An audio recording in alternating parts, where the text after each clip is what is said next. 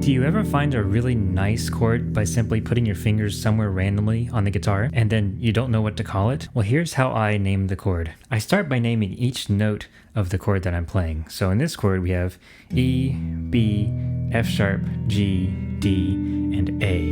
Now those are all different notes, which means it's going to be a really nice chord, in my opinion. So the next thing I want to do is try to find a triad in the chord. So that's going to be stacks of thirds, and it doesn't really matter if they are major thirds or minor thirds at this point.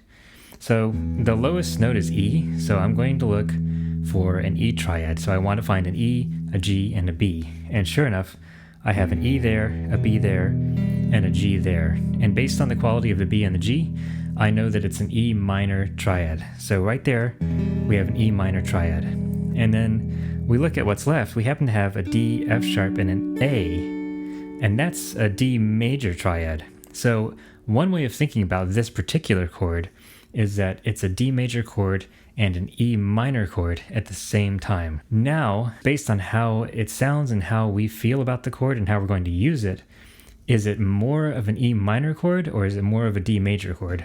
And to me, the way it sounds, and especially because we have this low E in the bass, it sounds much more E minor than D major. So in that case, I will take the notes of the D major triad and add them as extensions to the E minor triad. And what we get is we have the E minor triad, and then we have an added seventh, that's the D.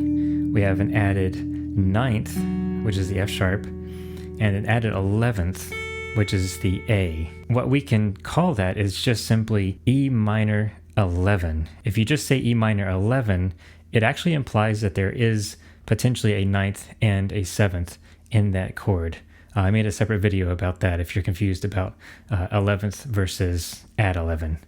This particular chord you would call E minor 11, and it's a real beauty.